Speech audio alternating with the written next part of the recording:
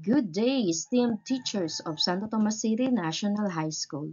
My name is Rosalyn de la Serna and it is my honor to welcome you to this important session on the interim guidelines for the DepEd Performance Management and Evaluation System, or the PMES, for teachers for school year 2024 to 2025, as outlined in DepEd Memorandum Number 017, Series of 2025. For the contents of our session, we will begin by discussing the purpose of these interim guidelines, which aim to enhance the performance management and evaluation process for teachers, ensuring alignment with EPED's goals and standards. Next, we will outline the scope of the guidelines, detailing who is covered and the extent of their application within our educational system. We will also discuss the overall cycle and timeline of the performance management and evaluation process, providing a clear roadmap for the entire school year. Then we will explain the concepts of classroom observable indicators, or the COIs, and non-classroom observable indicators, or the NCOIs, and how they play a role in the evaluation process. We will then delve into the computation of ratings, ensuring everyone understands how their performance will be assessed and scored. Next, we will review the matrix of documentation required for proficient teachers, detailing the evidence needed to support their performance evaluations. Then finally, we will clarify the roles and responsibilities of the ratee, rater, and approving authority within the PMES framework. The purpose of these interim guidelines is to provide a standardized framework for evaluating teacher performance. This framework ensures consistency, fairness, and alignment with the Philippine Professional Standards for Teachers, or the PPST. These guidelines apply to all public school teachers, including those in the Alternative Learning System, or ALS, madrasa, special needs education, or SNED, and special science education.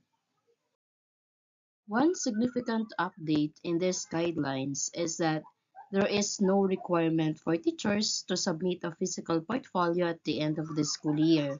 This change is designed to streamline the evaluation process and reduce the administrative burden on teachers. Instead of compiling and submitting physical documents, teachers will focus on demonstrating their competencies through classroom observations and other relevant performance indicators. This approach aims to make the evaluation process more efficient and less time-consuming, allowing teachers to dedicate more time to their instructional responsibilities and professional growth. The timeline for uploading the electronic individual performance commitment and review form, or the EIPCRF, will start from the end of the fourth quarter until the first month of the next school year. This period allows ample time for teachers to complete and upload their IPCRF, ensuring that all performance information is accurately recorded and submitted in a timely manner. Beginning of the fourth quarter is the first phase, or the performance planning and commitment. This phase marks the start of the initial planning commitment setting. During this time, teachers and school heads engage in discussions to set target objectives for the school year. Additionally, the first full period classroom observation is conducted to establish a baseline for performance evaluation. And throughout the fourth quarter, continuous performance monitoring and coaching take place. This would be the phase two. Teachers receive ongoing support through regular coaching and mentoring sessions, which are designed to provide constructive feedback and guidance to help them achieve their performance targets. The third phase is the performance review and evaluation. This phase involves consistent performance monitoring activities, and these activities ensure that teachers are on track to meet their set objectives. Regular check-ins and observations help maintain focus and provide opportunities for timely interventions if needed. This will happen regularly within the fourth quarter. Following is the phase 4 or the performance rewarding and development planning. Following the conclusion of classes, the formal performance review and evaluation are conducted. During this phase, teachers' performance is thoroughly assessed, and final ratings are recorded in the Individual Performance Commitment and Review Form or the IPCRF. Subsequently, individual development plans or IDP are finalized, highlighting areas for improvement and outlining professional growth opportunities for the upcoming school year. Now, what are roles and expectations for different levels of teaching proficiency? We have two groups, the proficient and the highly proficient teachers. Proficient teachers are professionally independent, meeting curriculum and assessment requirements, and engaging in collaborative learning. This category includes Teacher 1, Teacher 2, Teacher 3, and newly created positions under Executive Order Number 174, Series of 2022. Proficient teachers are expected to demonstrate a solid understanding of their subject matter, effectively deliver instruction, and contribute to a positive learning environment through collaboration with colleagues. On the other side, is the highly proficient teachers. Highly proficient teachers demonstrate high levels of performance, provide mentoring, and continually develop their professional knowledge and practice. This category includes Master Teacher 1, Master Teacher 2, Master Teacher 3, Master Teacher 4, and the newly created Master Teacher 5 position. Highly proficient teachers are not only exemplary in their teaching practices but also play a crucial role in mentoring less experienced teachers, sharing best practices, and leading professional development initiatives within their schools. There shall be a total of 14 objectives composed of classroom observable indicators or the COIs and non-classroom observable indicators or the NCOIs of the Philippine Professional Standards for Teachers or the PPST. These indicators are designed to comprehensively evaluate various aspects of teaching performance. Additionally, it is important to note that the plus factor shall not be included in the list of objectives for the teacher PMES. This ensures that the focus remains on the core competencies and performance indicators outlined in the PPST. Next, let us discuss the classroom observable indicators or the COIs, which include specific teaching practices and behaviors that can be observed during classroom instruction. These indicators are essential for evaluating teacher performance and ensuring alignment with the PPST. The COIs are the following: apply knowledge of content within and across curriculum teaching areas. PPSC Indicator 1.1.2, you are expected to demonstrate a deep understanding of your subject matter and effectively integrate knowledge across different curriculum areas. The second COI is ensure the positive use of ICT to facilitate the teaching and learning process, the PPST 1.3.2 indicator. You should leverage information and communication technology or the ICT to enhance the teaching and learning experience, making it more engaging and effective. Third, use a range of teaching strategies that enhance learner achievement in literacy and numeracy skills. PPSC Indicator 1.4.2. Employing diverse teaching strategies is crucial for improving your students' literacy and numeracy skills, which are foundational to their overall academic success. Fourth, use effective verbal and nonverbal classroom communication strategies to support learner understanding, participation, engagement, and achievement. PPSC Indicator 1.7.2. Effective communication, both verbal and nonverbal, is key to fostering a supportive and interactive classroom environment. The fifth COI is maintain supportive learning environments that nurture and inspire learners to participate, cooperate, and collaborate in continued learning. PPSC Indicator 2.4.2. Creating a positive and encouraging learning environment helps your students feel motivated and engaged in their educational journey. The sixth is apply a range of successful strategies that maintain learning environments that motivate learners to work productively by assuming responsibility for their own learning. TPSC Indicator 2.5.2.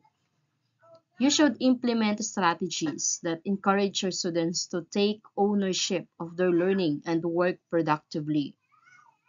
Seventh, COI is design, adopt, and implement teaching strategies that are responsive to learners with disabilities, giftedness, and talents. PPST Indicator 3.3.2.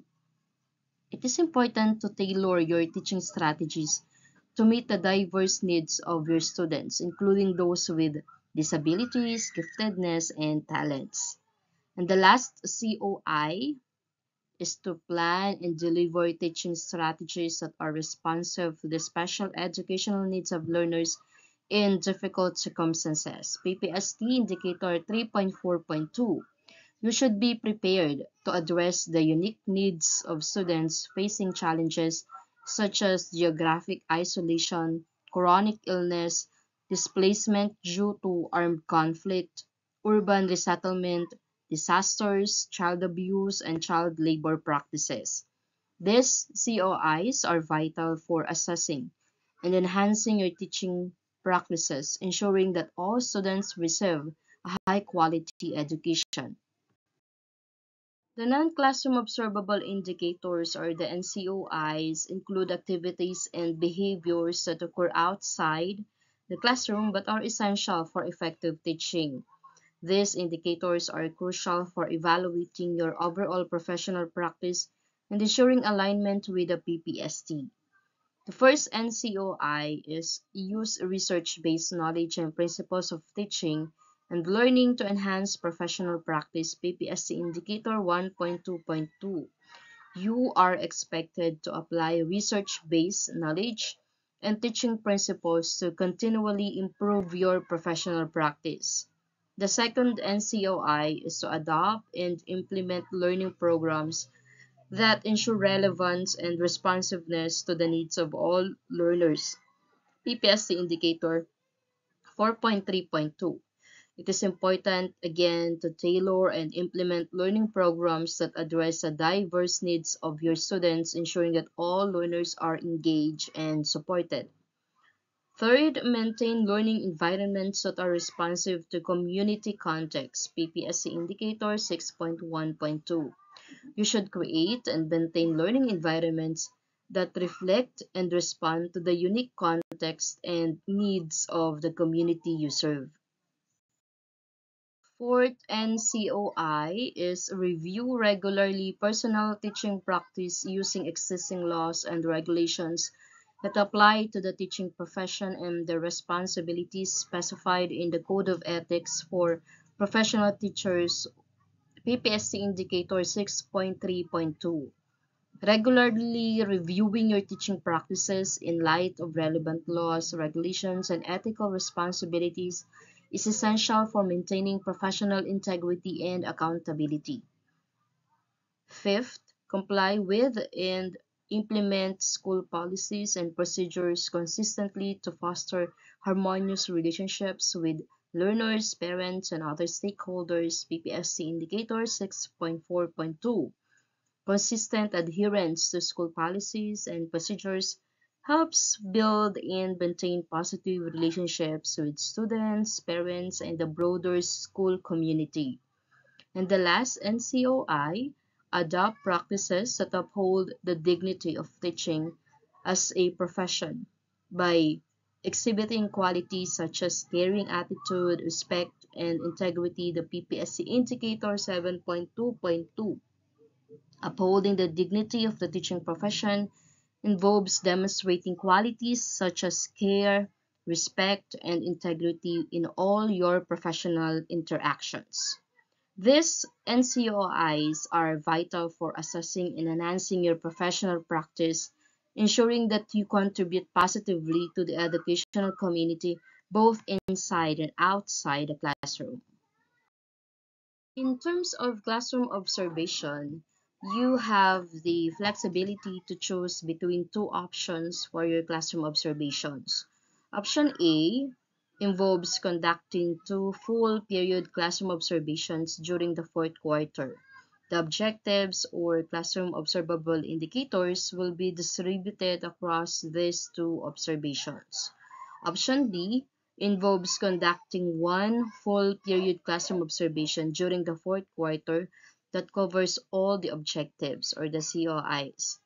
Both options are designed to provide a fair and thorough assessment of your teaching performance, ensuring alignment with the PPST. Option A, or two full period classroom observations in fourth quarter with objectives distributed across observations. Objectives 1, 3, 4, 6, and 8 for the first classroom observation, and objectives 1, 4, 5, 7, and 9 for the second CO. For the option B, a single observation session will comprehensively evaluate all the COIs listed. This provides a thorough assessment of your teaching performance in one session, ensuring that all relevant indicators are addressed. The pre-observation, the default mode of classroom observation shall be in person or face-to-face observation. In case of any national or local pronouncements that may affect the operations of the school, for example, the extended period of work suspensions, community quarantines, implementation of blended learning, etc., the following modes of alternative classroom observations may be considered subject to the internal guidelines issued by the department. First, you can utilize the online synchronous classroom observation, the online asynchronous classroom observation, or the classroom observation via learning action cells or LAC. Then the submission of lesson plans, ratees or teachers to be observed shall submit their lesson plan to the rater observers at least 1 day before the scheduled classroom observation for review and assessment. For proficient teachers, their lessons, their lesson plans, activity sheets, or assessment materials shall be given appropriate ratings in the IPCRF using the PMES Proficient Teacher tool as basis for its demonstration and achievement of Objective 2. Next, ratees or the teachers and the raters or the observers shall ensure that lesson plans, instructional materials, assessment tools, and other teaching and learning resources to be used during classroom observations reflect those usually employed during regular class days. This ensures that the demonstration of teaching in classroom observations represents the teaching learning dynamics that learners and teachers experience on a daily basis. During the actual classroom observations, the ratee or the teacher shall deliver the lesson. For purposes of rating the performance, classroom observations shall be done for the entire class period. The raters shall only use the observation notes form to record comments and observations on the teacher's performance. For highly proficient teachers, colleagues shall be allowed to observe as part of the mentoring and coaching activities.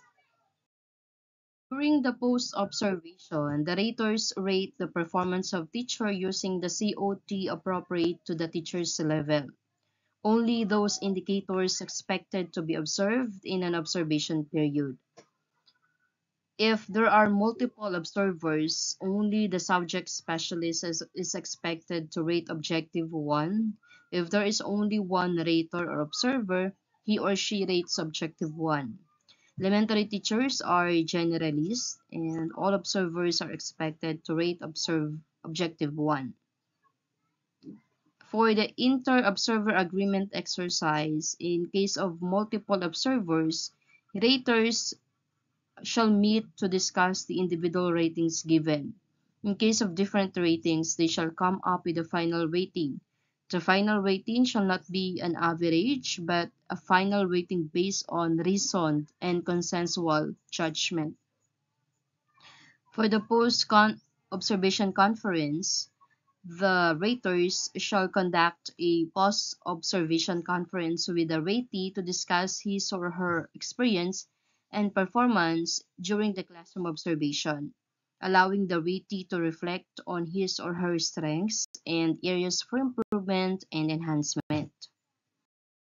Provide continuous support to teachers in enhancing their effectiveness in instruction and to address gaps identified during full period classroom observations. Frequent short period and walkthrough or monitoring by walking around strategy observations, approximately 10 to 15 minutes, shall be conducted as a non-rated formative and developmental approach. The primary goal of these short period and walkthrough observations is to provide constructive feedback, identify areas for growth, and support professional development.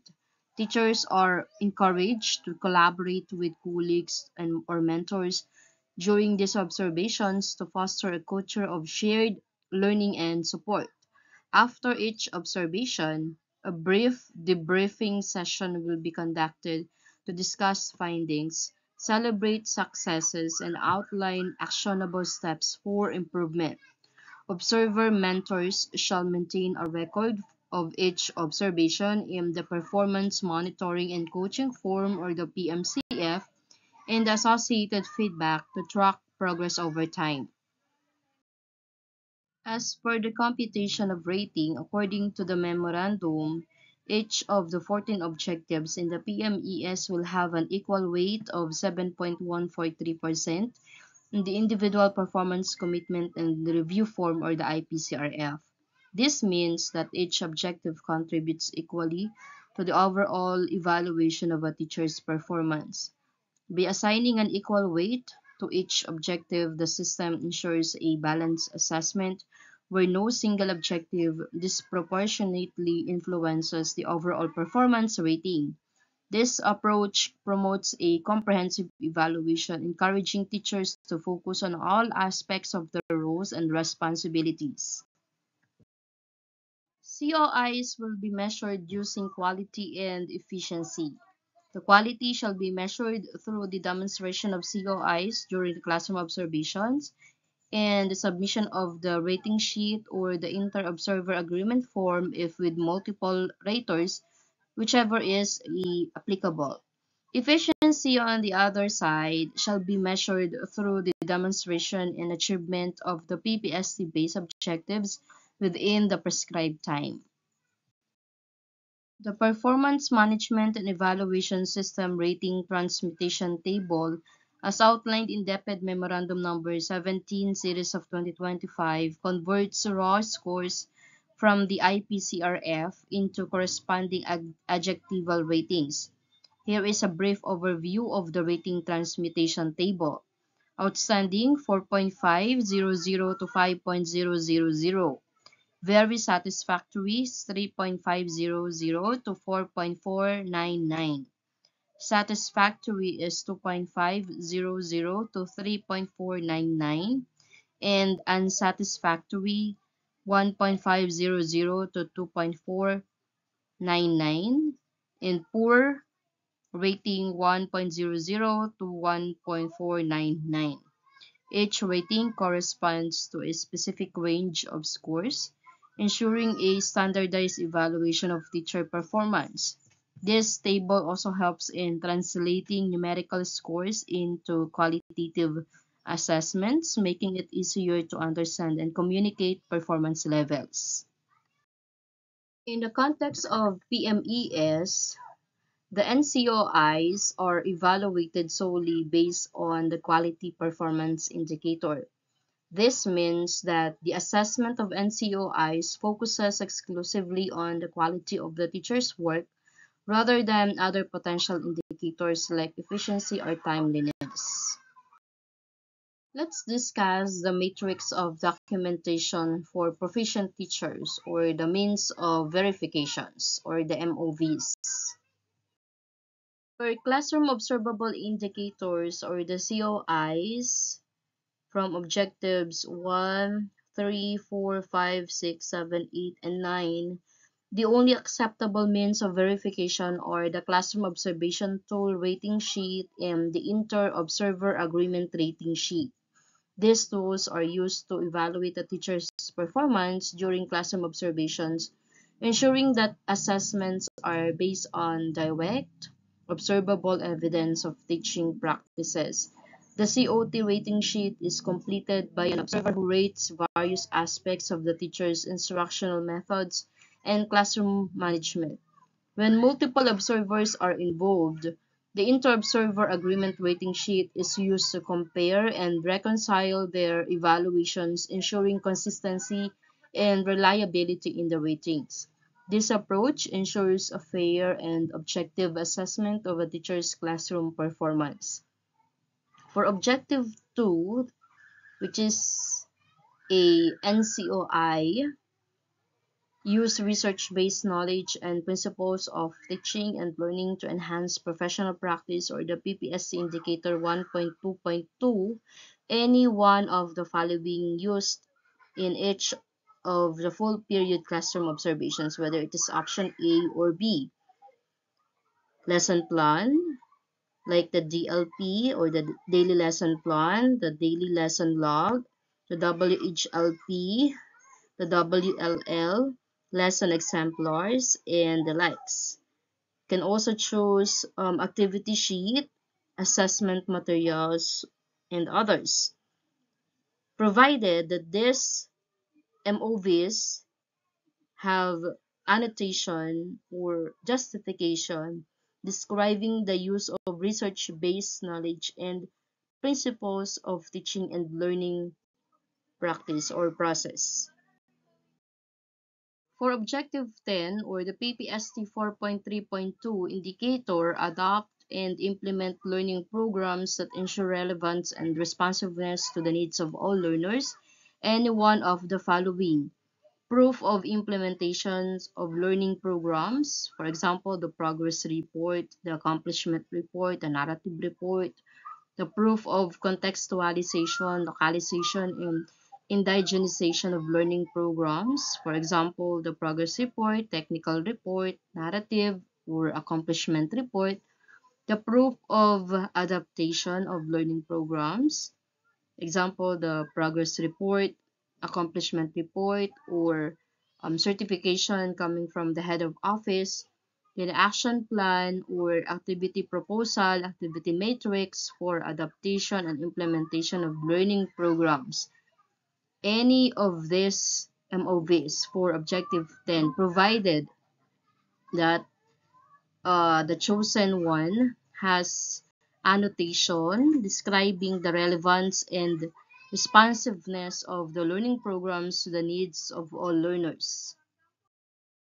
For Objective 11, or the PPST 6.1.2 indicator, maintain learning environments that are responsive to community context. Any one of the following: communication letter, make sure it is signed, about a program, a project, activity that highlights maintaining learning environments that are responsive to community context.